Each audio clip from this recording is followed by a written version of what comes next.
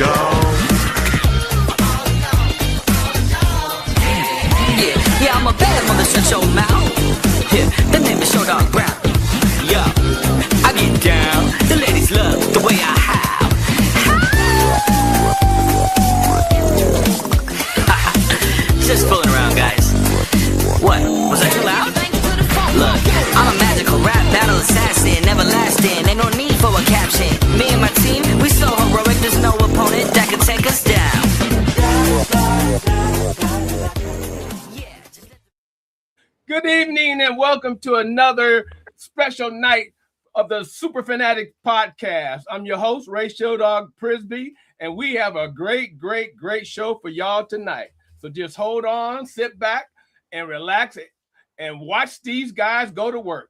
So right off the top, let's go ahead and introduce our guests. We have Gary Stanko. We have Bruce Brungard. I said that right. And we got Spot Dog, Triple T, Tony Turner. What's up, guys? How everybody doing tonight? Doing great. Great. Doing well. All right, so how are you? So hey, I'm great. So right off, this is what we do. I go around the room, everybody get a chance to introduce themselves, talk about if you got anything going on in your life, any kind of special events coming up, and then we'll get right into the show. Let's start it off with Double T, Tony Turner. What's been going on with you? Oh man, just working today. Just came back from Warren, Ohio 2 days ago, job related, and oh man, I got a whole different attitude about who I want the Browns to draft at number 6. Here we go. Oh, let's argue about it. Hey, hold on to that. Just hold that thought. Hold that thought. Let's talk to these other gentlemen first. Bruce, how's it going, my brother? How you doing today? Hi, it's good to be with you, Ray. What's been going on? Anything exciting going on with you? Well, I'll tell you, I am in charge of a plant sale for our garden club. Okay. And it's coming up May 6th through the 9th. And it's at the Masco Greenhouse on South Avenue at Bev Road. Oh, okay. Yeah, and I'm gonna have to make a note of that. okay, our club name is Gardeners of Greater Youngstown, and we've been in existence since the 1930s. Not me personally, but Ray has also been in existence since the 1930s. So, and it's been a whirlwind experience. Still in the process of getting all the plants ready for the sale. We got in 127 hanging baskets yesterday, and they're up, and they'll be in full bloom come the first part of May. Okay. And I've been in the club for probably 15 years, and unfortunately, I was made head of the greenhouse because a good friend of mine passed away last summer. Oh man, I'm sorry to hear that. Yeah, he was in charge, getting everything ready for plant sale for many years, and he asked me to kind of be his leading helper, and I agreed to that. And it keeps me busy starting in October when we do some cuttings from some annual plants. So it keeps me out of trouble. It's not an everyday thing. And where I have to go, I just walk 5 minutes down the street to where another greenhouse is located. And that's where I keep some of the stuff that we start in late fall. Okay. Good deal. Yeah, a member of the Mahoning Valley Corvette Club, like Gary, and I've been in that club probably for 12, 13 years, and enjoying every minute. So I guess we'll talk about that later. Okay. What about you, Gary? What's been going on with you? Well, I just got elected this calendar year to be the vice president of Mahoning Valley Corvette. I've been with them about 3 years. Hey, Some people are like super fans for sports teams and that, and I guess I'm a super fan for Corvette. Always wanted one. Good. Surprised my wife brought one home, and brought the second one home after I sold the first one. But other than that, making some decisions. Do I want to keep my car the way it is? Do I want to customize it? So far, everybody I've talked to says keep it the way it is and don't change it. So that's about it. So while we got you, let's get into it. So Gary, we'll go with you first, Gary. Go ahead, Cody. Go ahead and show the pictures of Gary's beautiful. Yeah. Now tell them what you were telling me about how special this car and how limited this particular car is. The 2010 Corvette was built in model year 2010. There were 12,194 that were produced that year. I drilled down to all the statistics that we had from the museum. There was 3,707 Grand Sports produced with all of the options that we have. I'm drilling down to the ebony interiors with the torch red, and this car is one of 171, so it makes it kind of special. when we go to the NCM museum, and that profile picture of the car is actually on the track at Bowling Green at the National Corvette Museum. In the car with me is my grandson, who just turned 16, was on the track with me. And the day that we were there on the 30th Caravan driving down, we had a wonderful time racing my car. And I had the opportunity to drive a C8, so I was comparing the two. So I showed a profile. I give you a picture of both the C8 and the C6 profile picture. And when I'm looking at both cars together, I love the torch red. I love both profiles. The 2020, when the C8s first came out, versus the 2010, a lot of difference. That 2020's got a lot of technology inside of it. The 2010 had the technology up to the 2010, so they're both full. And then I thought about customizing. I want to change the headlamps on it, so I'm looking at the McLaren headlamps on the right side. You can see that, as opposed to the left side, which is the stock. In addition to the headlamps, I probably want to take the radio out and update it to an Apple CarPlay radio with a GPS. Even though the car had a GPS, it's the early style GPS where you had to plop in the division where the state lies, and you have to drill down for it. It's not like just, hey Siri, take me to this direction over here. So that's my dilemma. Do I want to keep this car the way it is, or do I want to customize it? So far, everybody I talked to says, I don't know if it's one of 171. I don't know. I think you might want to keep it as is. And then if you want to customize it, because I know you got them long pockets, just go ahead and find you a Corvette that's not so special and one of a kind, and customize that one. I mean, that's just I guess that's another option. That's an option. We'll look at all the options there. So anyway, thanks for the invite. Glad to be here. All right, so Bruce, you got the let's talk about your car. Now, go ahead. I'll give you the stage. Yeah, mine is a 2015 Stingray. It's nothing special. I didn't have to have the latest and greatest engine and the Super Z06. I ordered it in the summer of 2014, which it was the start of the 2015 production, and my serial number is 1074. So that's the number of the production number. And I love the car. I love to drive it.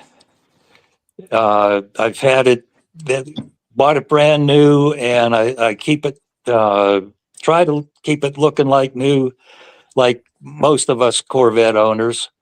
And I'm just telling everybody we need to drive them. We need to drive them. We're not saving them for posterity. Exactly. So we got two big events coming up here pretty soon. The first one is the Shenango Valleys is having theirs April, I want to say 26th. Oh yeah, yep. Right here, April 26th. Their big car show is coming up April 26th. And I know we have a lot of friends over there in their club. And then the following month, the Mahoney Valley Corvette Club has theirs coming up on the 28th of June. 28th of June, yes.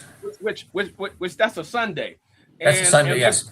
And like we were talking before the show, man, it was so hot at the show last year. But though, hot and heat is a car show's best friend. I don't care what nobody said, because the alternative is cold and wind and rain, and yeah, that's not the best thing for a car show. So yeah, those are the two big ones coming up. So mark it down on your calendars. We'll be talking about it in the upcoming shows as well, to keep everybody abreast with what's going on.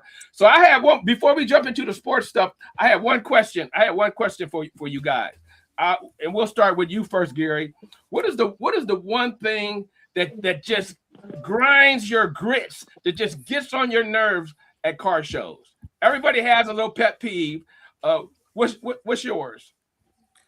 I guess the amount of people just want to touch the car just to see what it's like, get fingerprints and everything all over it. You spend a lot of time on your vehicle, whether that's a Corvette or whether it's a classic car or whether it's a steel car, it's don't touch. I don't think you have to have protocol with, do not touch signs and everything. Other than that, that's my pet peeve. Okay, hold that thought. I'll come back to you. Bruce, what's your pet peeve at them car shows? I think just the length of time when the car show voting stops and try to figure out who the winners are. And there's a big lull there. I understand that, but somehow we have to figure out a quicker way, maybe shorten the length of the show. Come mid-afternoon when you're hot and sweaty, and good thing we have air conditioning in the Greenwood Hummer building. Right, exactly. People love that, but I guess that's a complaint. But I don't tell anybody about that. Okay. So I'm gonna have to go in with Gary. And you see them all the time. You see the little kids, and they got the cotton candy sticky hands, and they eating hot dogs, and it's dripping all down in front of them. So my thought process is, I'm hiring Sister Mary Ellis. Go and show them that picture, Cody, that I sent you. I'm hiring Sister Mary Ellis, and she gonna be whacking anybody that even think they want to touch the car. She gonna be whacking them with that old school ruler right across the knuckles.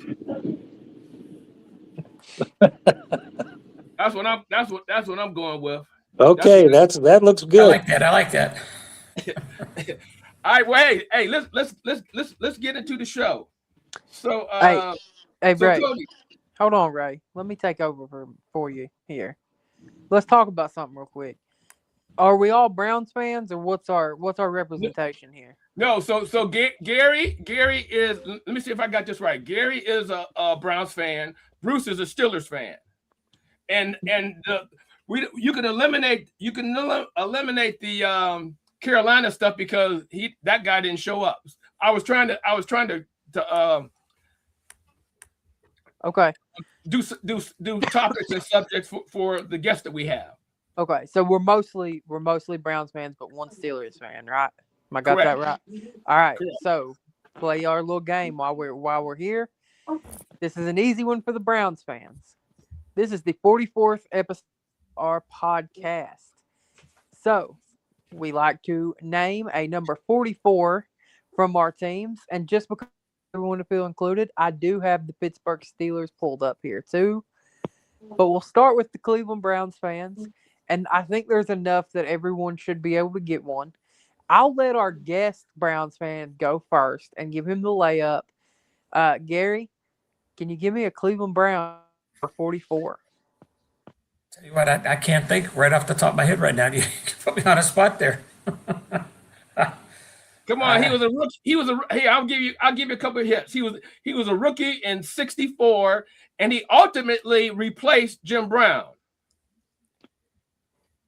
Yeah, he was a Steeler or Syracuse college player, I think. Also, No, not this guy. You're No. thinking of Ernie Davis, and no, not him. This guy came from Morgan State. He famously didn't he fumble once? Didn't he have a fumble? No, that's another 44. That was Ernest Biner. Yeah, It you're was right. Biner that had the fumble, wasn't it? Yep.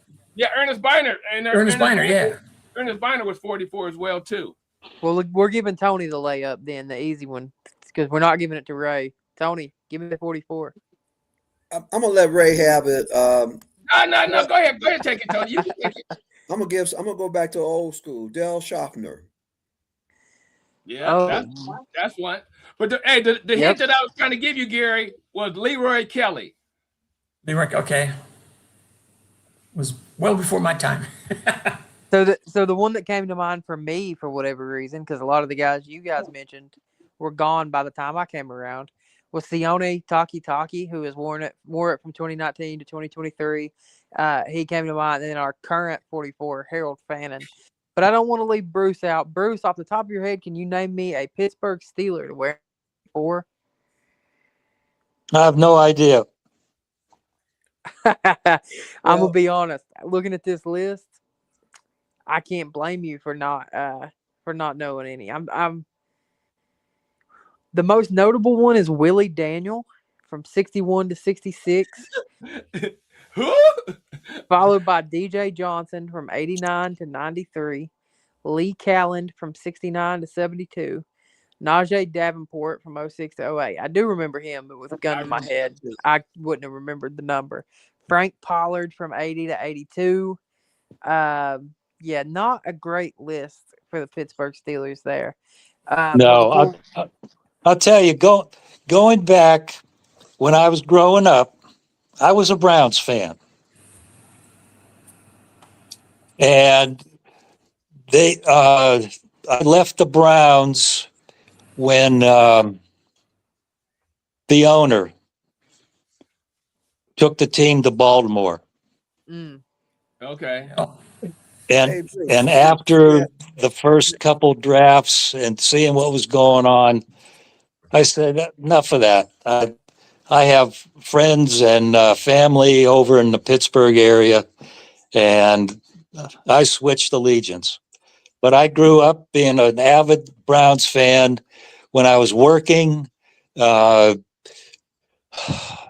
were in an office out of Lordstown, and there were probably 25 guys who were football fans, and it was pretty much evenly split between the Browns and the Steelers. And that's when the Steelers were winning those 4 Super Bowls. So the Browns fans didn't have too much to yell about. Okay. Hey, Go ahead, Tony. kudos to James Frank for remembering the running back number 44. I had forgotten about him. Who's that? What was that running back name? Can you see it, Corey? Lee Suggs. Yeah, Yeah, I Lee forgot Suggs. about him. Yeah, I forgot about him too. I forgot Hey, about him. Bruce, I just want to know one thing. When did you become a Browns fan? Who? Bruce, when did you become a Browns fan? I grew up rooting for the Browns. Okay. Now, you know, my motto is, and much blessing to you, there's no such thing as a used to be Browns fan. Once you're a Browns fan, you're a Browns fan for life.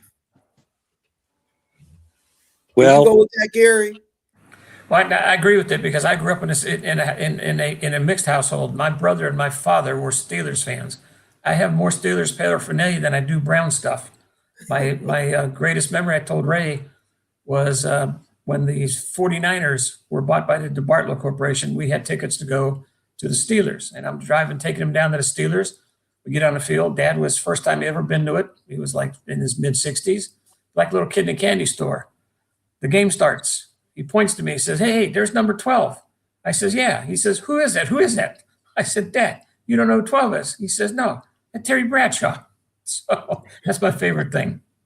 But anyway, every Christmas, my dad would call them the Rum Dums. Either you love them or you hate them. And once you like the Browns, you're stuck with them. So and you just That's it. you don't give up on them. Yeah, so before we move on, is there any other 44s that Tony and Ray want to throw at me? Because sometimes I know you guys, Gary and Bruce, you guys haven't been here. These guys will bust out dudes who were like roughly on the team for like 1 year in the 60s, and they blow my mind. It's one of my favorite things that we do here on the show since I started doing this, because I learn about new players. So Tony, Ray, we got any absurd number 44s from back when Jesus was in elementary school or anything like that? I can't. Well, hey, he pulled the old school one out.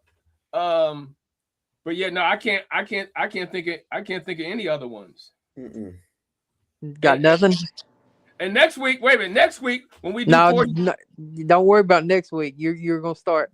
Think about it early and cheating. We ain't doing that. All right, I'm gonna read some of them to you. Leroy Kelly, Ernest Bonner, Jim Schaffner, Sione Taki, we're all said. Tommy Vardell, Nate Orchard, Man, wow. You forget about touchdown Tommy. Touchdown, Tommy. Harold Fannin Jr., Mark Edwards, Wow. Didn't even think about him. Ben He's Tate, wearing 44 now. Ben Tate. That was another one. Yep, Mike Sellers, Stephon Adams, Lee Rousson, Eddie Williams, and then way down here on the list, he didn't even do anything while wearing this number. But how about Don Shula? That's right. That's right. Yep, he wore 44, played in 5 games, didn't really accomplish a whole lot in 44. Most of his accomplishments with the Browns, he was wearing number 96. But I thought that was an interesting one. So y'all gotta listen. I'm doing a sneak preview of 45. I'm going to gamble that no one gets one next week. Anyway. Oh, I'll get 2, but go ahead. All right, Hey, gentlemen, it's been a pleasure talking to you guys. I'm going to have to bug out over here. So, okay. Thoroughly enjoyed it, and thank you for the invite. Maybe we'll join next Gary. week. Y'all take care. Peace. Okay. Everybody take See care. you, Gary. well, it was nice to have Gary join us there. I really enjoyed hearing about his car and the limited editionness of it. I told Ray before the show, I've never been a big car guy, despite, I live in the state where Corvettes are born. But it is cool to hear, anytime anybody's passionate about anything, it's nice to learn something new. So, Ray, make sure you send him a text and tell him I appreciate him coming on and sharing with us. Absolutely. Well, in the interest of talking about the guests first, we will talk about the Pittsburgh Steelers. As much as it makes us sick. Obviously, the big question with the Steelers is the quarterback situation, but a lot of people were worried about the receiver situation, especially after last year. Things were not looking great outside of DK Metcalf. They traded for Michael Pittman and gave him an extension. It was a big impact play before the Jackson Smith-Njigba deal. So let's talk a little bit about that move for the Steelers. They also picked up Jamel Dean, I think. So just what do you think about what the Steelers have done this offseason so far? We'll start with our guest. Bruce, what do you think about what you've seen from the Steelers this offseason?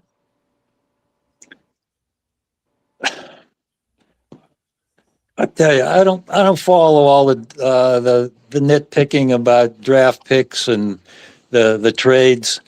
Sometimes every team makes bonehead trades, and I've seen some with the Steelers. Although I guess somebody had some foresight in some of the trades, because the guys they traded away ended up being real a-holes about different things. Oh, yeah. Yeah. And can't have that going on in sports where kids look up to these players and they ended up doing such dumb, stupid things for all the money they make for doing what they're doing. It's getting way out of hand, in my opinion. Okay. Ray, what do you think about the Steelers offseason so far?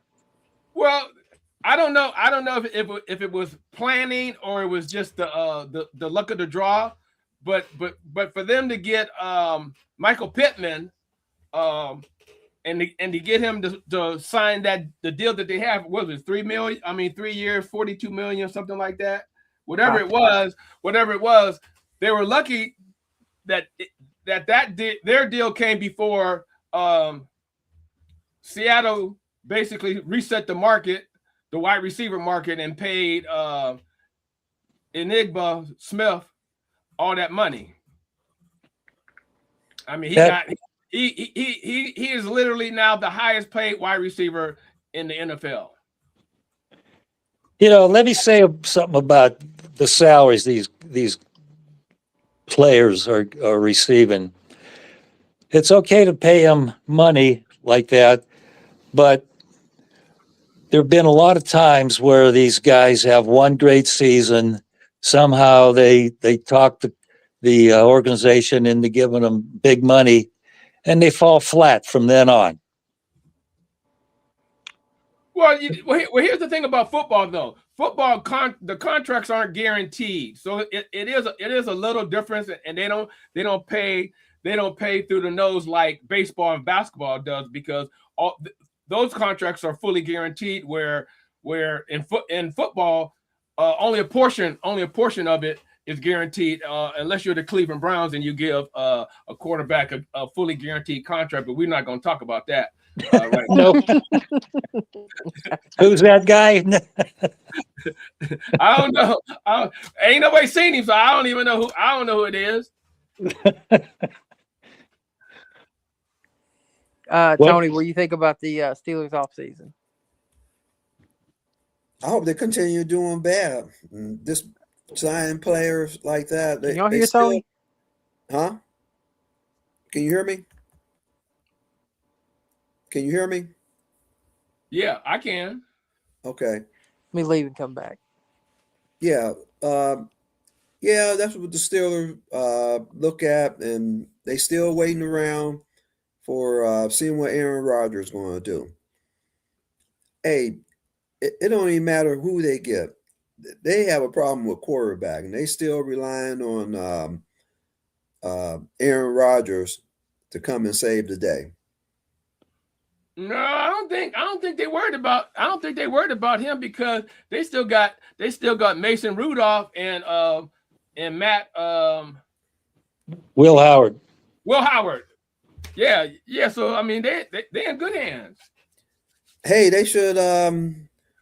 Somebody made a statement today. They feel they can help a team. They should go ahead and get him, Joe Flacco.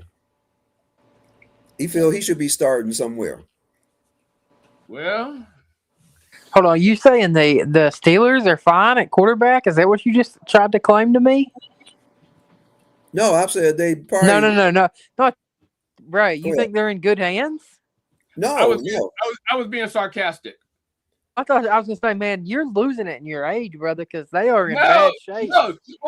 What I'm saying is, for Browns fans, they're in good hands because neither one of those two guys are proven. So yeah, that was the sarcastic part of me coming out. Yeah, I think they can make that. Yeah, I had talked to Steeler fans. They want to give Howard a shot. They want to see what he can do. A couple Steeler fans was telling me that. Well, I mean, I'm sure they see what he can do every day in practice, right?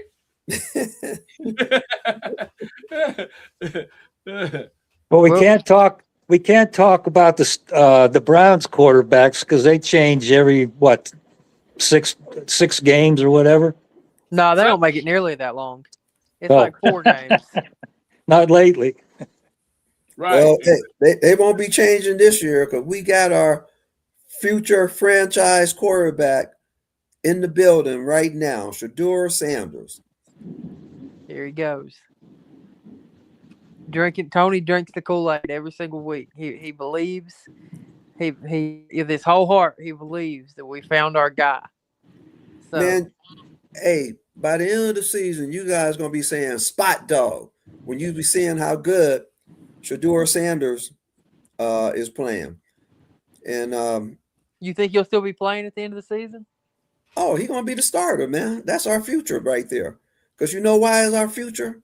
Because I say the number 6 pick should be that tackle from Georgia. Where'd you get that idea? I ain't never heard nobody mention that before. Oh man, I guess I'm listening to Cody too much. Yeah, I know you'd be happy to hear that. Drinking the Cody Kool-Aid. That's what he's doing. No. Drinking the Cody Kool-Aid. I don't want to dominate this, but when I get the floor to talk about it, I'm gonna tell you the reason why I want to go with what's his name, Cody? Monroe Freely. Monroe Freely. Man, it's good to hear people coming along to the drum I've been beating for months. I'm telling you, let's stick with the Steelers a little bit. Bruce and Ray, you didn't have this on here, but I'm curious. Bruce, what were your thoughts on the head coaching hire going with Mike McCarthy and replacing Mike Tomlin?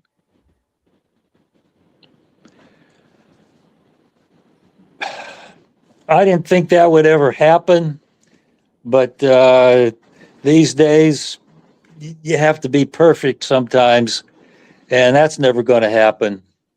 Uh,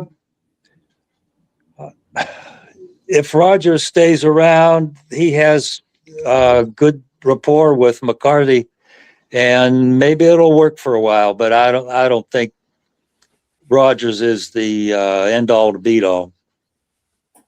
Yeah, I think he's getting a little long in the tooth. Right.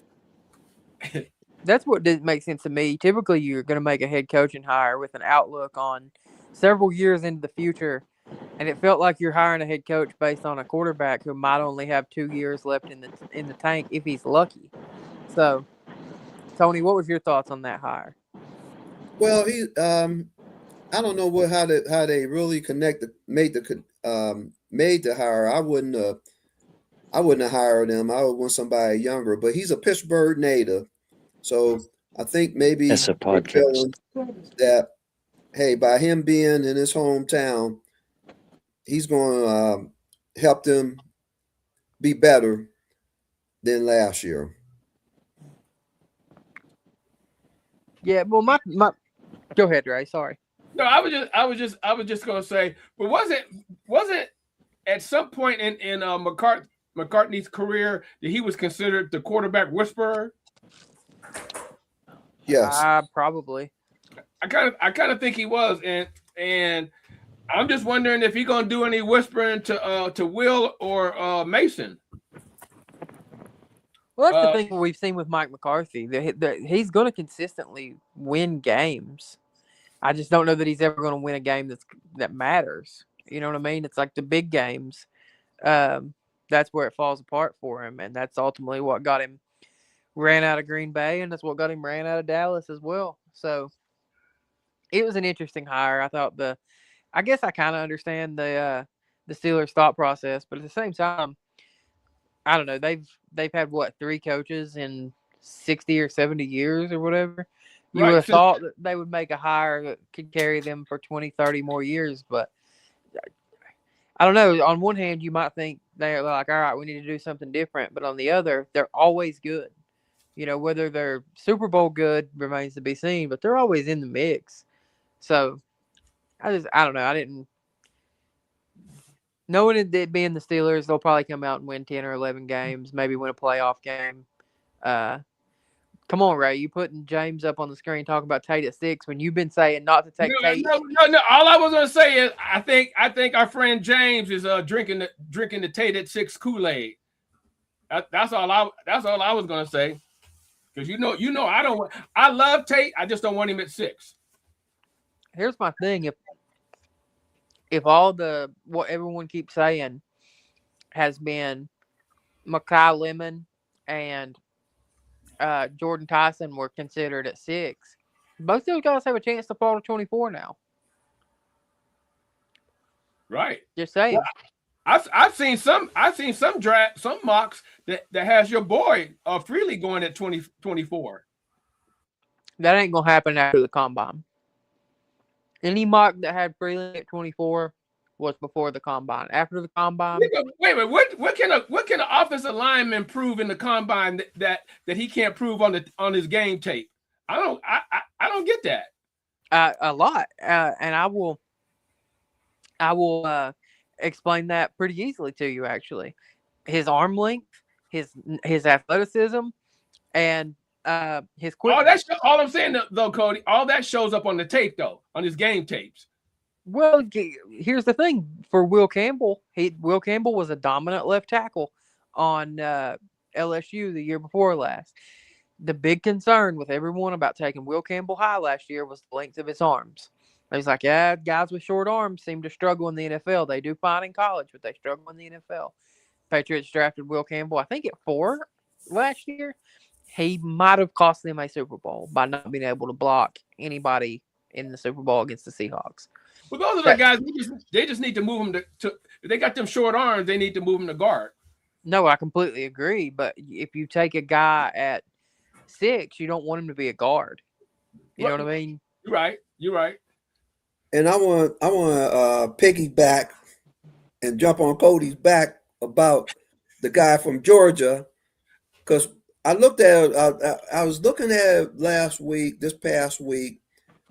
Now, all the linemen that the Browns have picked up, they are interchangeable, guard or center or tackle. Mm-hmm. And with the guy from Georgia, he is the bona fide true left tackle. Yep. Now they talking about getting these other guys right tackle and switching them over. He knows that left tackle spot. And I was just looking back on the history of left tackles that was drafted high. Orlando Pace, and Cody helped me with the name, the left tackle for the Ravens that played all those years. Jonathan Ogden? Yeah. And Joe Thomas. They seem to hold down that position. Now, we need a wide receiver, but man, we got to make sure we have that lineman to protect our franchise quarterback, Shedeur Sanders.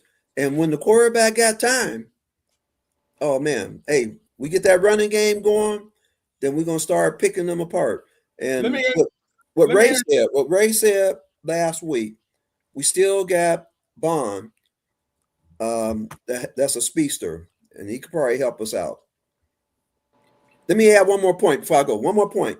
All right. There are several teams that need a left tackle, and he will not make it to 24. Somebody will take him. So let me ask you this, Tony. Go ahead. If Freely isn't a day one starter, in other words, if he needs some work, would you take him that high at 6? Would you still take him that high? Because in my opinion, if you draft somebody at number 6, he's supposed to be plug and play from day one. Hey, he's going to be on the chart list. When they draft him, he's going to be on the depth chart as a starter. He's coming in. They're already saying, now whether it's true or not, but they're already saying that he's not a day one starter, that he needs some work on certain things. Now whether that's true or not, I don't know. But he's a day one starter. He's a day one starter. We already know you got them rose-colored lenses on for. Listen, he's a day one starter. Okay, wait a minute. Hold up, Bruce. As you hear this discussion, would it be better for us to take a tackle or a safety with our top pick? What you think? Wait, hold on. You gotta give me more information. Wait, hold on, Bruce. That's what we gotta say. You have to give me more information. The safety is a generational talent. The tackles are possibly a day one starter. Now Ray acting like a politician. There's no choice. You take the generational talent. Wait a minute, no. You take the generational talent. Come on, my text, folks. Tell Ray he's going too far with it. What you think, Bruce? Would you take a safety or a tackle? I'd take the tackle. My man. You need, if the quarterback doesn't have time, doesn't matter how good he is, he's not going to make too many plays chasing around the backfield. Yeah, but here's the thing, though. You take a tackle that ain't ready. He gonna be, and then you gonna be mad that you took him so high. He's ready. Hey, he's a. I don't want to keep emphasizing it. No, he's not. He's a bona fide left tackle, man. Yep. That's the guy. That's what we need. Now, there's another little scenario coming up, and Cody gonna have to help me with the name. Tennessee just picked up one of our young linebackers that was very productive. He was number 43. Cody. I can't pronounce his name. Crap. Hold on. We picked him. Who picked him up? The Browns wouldn't re-sign him. He was only 24 years old. He was a strong middle linebacker. Mamu Diabate. Yeah, he was effective. Made tackles. I mean, we kind of wonder. Okay, they signed the guy, the rookie, not the rookie, the guy that had played a couple years. But I'm hearing their linebacker group is kind of weak, man. And then somebody even made a comment they might get Sonny Styles as number 6. Well, you got to remember though. Here's the thing: Williams that we picked up from the Jets, he's bona fide. So I don't know what people talk about. We're gonna have weak linebackers because, in my opinion, he's better than Bush. I think we take a linebacker. I just don't think we take one in like the first round or two. Right. I think we take one a little later on. Here's the thing. I think the Browns are tipping their hand a little bit with what they're doing with their 30 visits. You're seeing a lot of those receivers who are more likely going to be guys that are had at 24 and 39, like Chris Bell, like Omar Cooper. There's another one of those names I can't think of it offhand. There is a lot of those guys. I'm not seeing a lot of those lineman types coming in like that. I think they're tipping their hand a little bit, but here's the thing. If you put a gun to my head right now, I would tell you that I don't think we take Freeling at 6. I think we trade down and take Freeling at 9, 10, 11, 12, 13, somewhere like that. Oh, you can almost book that. I was just saying if we have to stay at 6, but I don't. If I was a betting man on the draft, I would almost bet the house that we not staying at 6. I think so too. With that being said, I hear your point about him not being ready and that concern.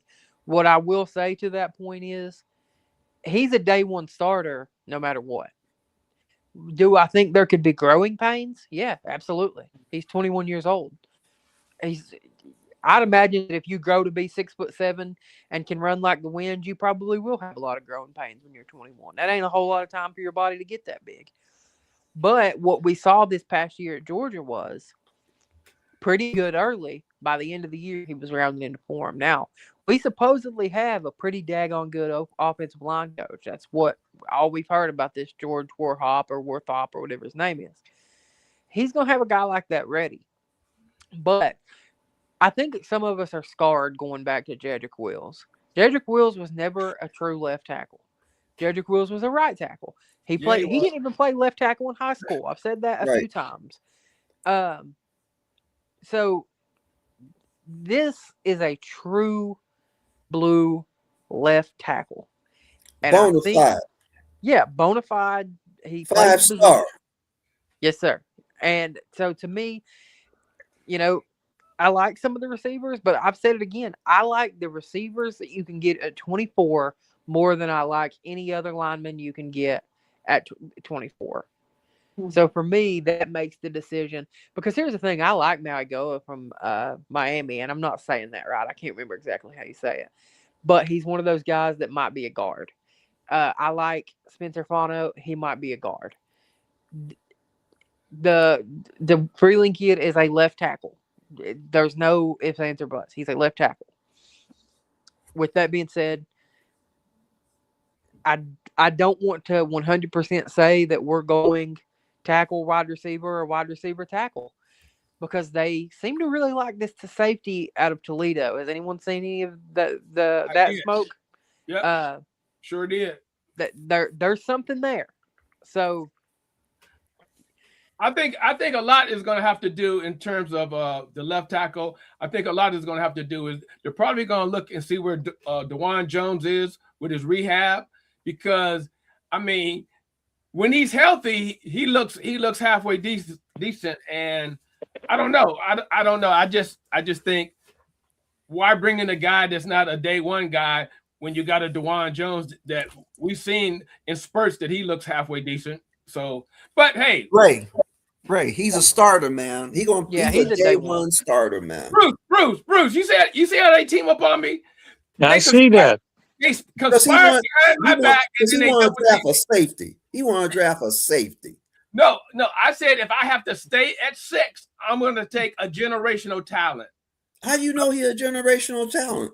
Dude, he's a bruh. Can I say something? Go ahead. Please, Bruce, help me out, Bruce. You know the background of the Browns and their number one draft choices over the past decades. They're not worth a shit, as it turns out.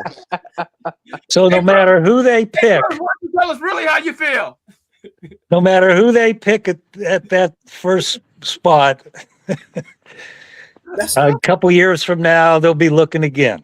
that's a true Steeler fan. Want to get it in talking about the Brownies. Wait, and he was so smooth with it. I Yeah, thought he was about to say something prolific, and he was like, "They ain't worth a shit." right. Yeah. Hey, that was a good one, Bruce. Yeah. Oh Hey, my so God. so a couple things here in the comments. Charles Dixon says right now Freeling is ranked 6 in his position. Anybody with a brain does not have Freeling ranked 6 in his position because people like Magoa and Fano and guys like that, those guys might not even be tackles. Freeling is one of the only guys that we're 100% sure is tackle. And again, calling him a developmental left tackle, yeah, I hear you. Like I said, I advocate for trading down for him, but the kid's 21 years old. Like anybody's going to be developmental at 21 years old, except Jeremiah Smith. But but let's talk about. I wanted to bring this up, and Ray, you didn't have this on the thing, but it's been the big story. So we changed Miles's contract around a little bit. There is no immediate salary cap relief in that move. It saves us no money. The only reason to do that, to work that money around, is the window that we can trade him expanded from today or yesterday to, I want to say, like September the 3rd. The only reason. However, after they did it, Adam Schefter, some of the big wigs at ESPN, they call the front office and they say they have no plans to trade Myles Garrett. Now, I came on here a couple weeks ago and said that the Browns had passed they had tried to pass a rule to be able to trade your first round picks 5 years in advance, or picks 5 years in advance. And I said I thought it was Jimmy Haslam making his big play for Arch Manning. However, with this restructure situation with Myles, a lot of people think that Myles may be traded and that they're trying to leverage that into trading Myles for picks 5 years down the road. What are your thoughts on that decision, Ray, to restructure Myles? Like I said, no immediate cap relief. The only thing that it really did, I might save us some money down the road. The only thing it really did was make him more tradable up until September. It's been kind of thought that he wants out. What do you think about all that, all things considered? Well, it also moved that money down the road. In other words, instead of paying him that 25 million or whatever it was, now they get to move it down. So it actually does give them a little flexibility. No, it provides no cap. It gives us no cap relief until 2028, if I'm not mistaken, or 2029. I looked into this extensively. It freed up no money. We have no more money to spend right now. No, I didn't say free up. I said it moved that money down the road. In other words, instead of paying that money right now, they could pay it down the road. What, in September or whenever it was, right? No. So he's making the same amount of money. The only difference is it changes the amount of money he makes in like 2028, but it doesn't take anything from now. The only thing it changed for the Cleveland Browns and for our salary cap situation is we can trade Myles with less dead cap up until September. I think it's the 3rd. And before that date cut off, like yesterday, if he was going to be traded, it would have had to been by yesterday. That it just moved it till September. There's no cap relief for almost 3 years. There's no reason that we would have made this move unless it's to make him more tradable. Well, here's the thing. If he got to go, I just hope we get a good haul of draft capital for him. I kind of heard the discussion. He'd be traded for 2 first-round picks. No, I think it's way more than that. It has to be more than 2. I mean, he's arguably the best defensive end possibly of all time. So let's put it like this. Remember when Reggie White went on his tour? Yeah. So yeah, I think minimum he would get three number ones. Now they might spread them out over the years or whatever, but something tells me minimum is three number ones. I would think. I think three number ones, or you could be looking at like two number ones, a player, and then later round picks. Here's what concerns me: Miles has a no trade clause. So if we tried to say, "Hey, Miles, we're trading you to the New York Jets," Miles can say no. Why Right. that concerns me, because if we trade him to the Philadelphia Eagles, we're effectively trading him for what might be really good like a little bit better than second round picks. We might trade him for 3 picks and they be the 30th pick in the draft. So it concerns me. And James said in the chat, that's not what I wanted to hear. I'm worried. I'm not gonna lie. I'm worried because it Well, tell me certainly. this, Cody. What from your thoughts, what you think the reason the Browns coming up with this type of scenario, or even possibly looking at trading him?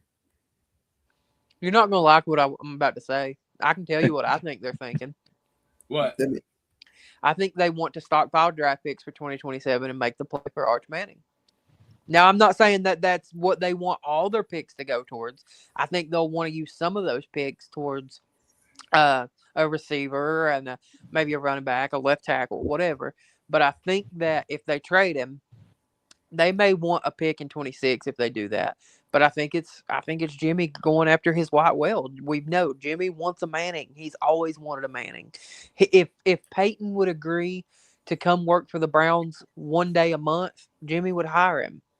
It doesn't. He wants a Manning, and I think that he would try to back up some of those picks, make a package to trade up for Arch Manning. I think that's what he's thinking, and because here's where Jimmy's at. He's got a whole bunch of fucking season tickets to sell in 2029. Sorry for the language, but that's if you're Jimmy Haslam, that's what you're worried about. You're worried about selling out a dome year one. It's going to be ready, and it's coming up. Like that's. Think about how long ago 2023 feels to you guys. Now Ray is older than anything that any of us can imagine, but 2023 to me feels like yesterday. 2029 will be here that quick. If you've got a Manning at quarterback, this is just from his perspective. I've been on the record of saying if Arch's last name was Johnson, it'd be a different story. But I think that's what he wants to do. I think he's like, you know what?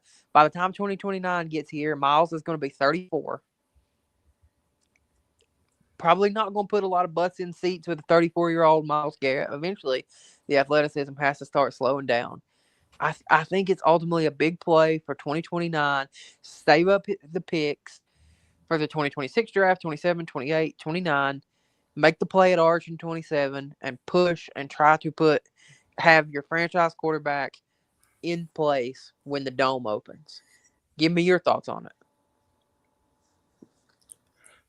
Okay, so right off, see, we're putting a whole bunch of eggs in a basket for Arch Manning, and he didn't show us nothing. So he's basically gonna have to play lights out this year because if he is the prize, I don't see it. I just don't see it. But that's just I agree. Me. Yeah, that connection you talking about, Jimmy Haslam, he always, through his conversation, seemed like he really loved the Manning so much. And just had a connection with the University of Tennessee. Just some of the things we have done over the years, it wouldn't surprise me if he would try and make that move. So hopefully it's not. Hopefully it don't go like that. Well, and look at it, if you look at it too, if you trade for Miles, make some moves, and you have 2 first-round picks in 2027, maybe you get lucky and you take Arch and you try to get Jeremiah Smith too. I don't know what the play is, but I think that there's a strong chance that this is a very real scenario that we need to prepare ourselves for. I love Miles. I am a huge Myles Garrett fan. It's been a blast to watch him on the field. As good as he is, he hasn't helped us win a whole lot of games. I mean, What'd you say? And his draft capital couldn't be any higher. 100%. Coming off setting the record. I mean, if you're going trading, now would be the time that you would probably get your maximum deal for him. Especially if he doesn't want to be here, because people are. I mean, he requested the trade last year. He apparently wasn't happy about Schwartz not being hired. If he doesn't want to be here, then by all means, send his ass on to wherever it is, recoup some draft stock, maybe a player or two. Let's try to build, because I mean, I think the whole not wanting to be here, I think that was just a move to get the best contract ever at the time. Because wait, as soon as he got the money, what happened? We ain't heard nothing from Miles. I love it here. I like it here. I love it here. I never want to leave. Hey, you know what? That was my point from a long time ago in this conversation. They get the money and then they go flat. Exactly. Although I think Miles deserves to play on a championship team.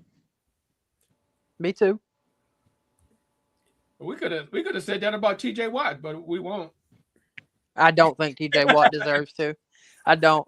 And Charles says here, Dallas is on record offering 2 1s for Crosby. Well, I hate to tell you, Miles is a hell of a lot better than Max Crosby, and I'm a huge Max Crosby fan.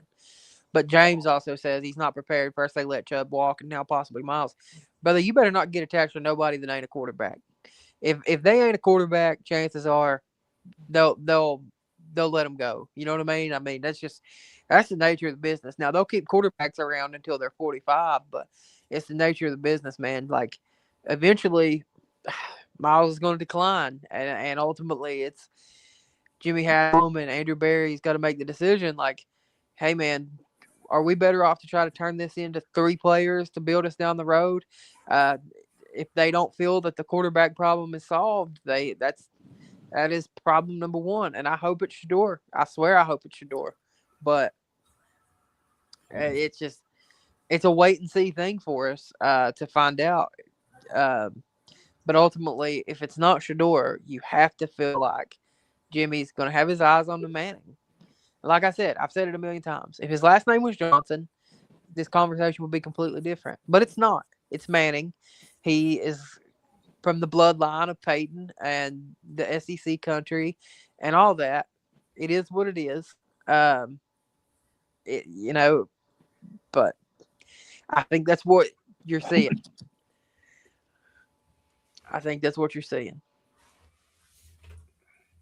Well, Ray, we have come up upon 8 p.m. once again. Yes, we have.